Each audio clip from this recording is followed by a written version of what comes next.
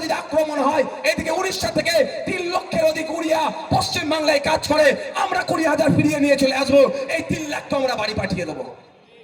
অত্যাচার বন্ধ হবে না? তবে নিয়ে চলে আসা ফিরিয়ে দিবার আমি পক্ষে না, আমি জাস্ট উদাহরণের জন্য বলছি।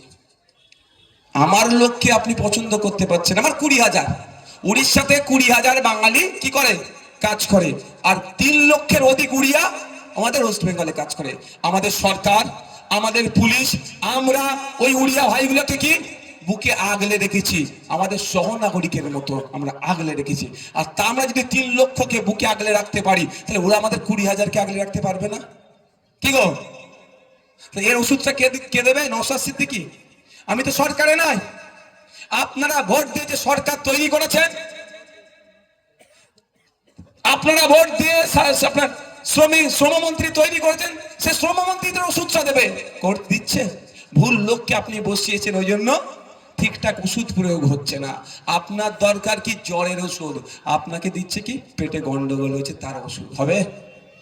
আর আপনার হয়েছে পেটে গন্ডগোল, জ্বর কমার ওষুধ দিচ্ছে, কিছু লাভ হবে? এইটা এখন চলছে। তাহলে ডক্টর ঠিক দেখাতে হবে, তাহলে ওষুধটাও ঠিক পাবে। ডক্টর যদি ভুল দেখান, তাহলে ওষুধও ভুল আসবে। তাই বন্ধুগণ, আমি আর ওইদিকে বিস্তারিত যাচ্ছি না।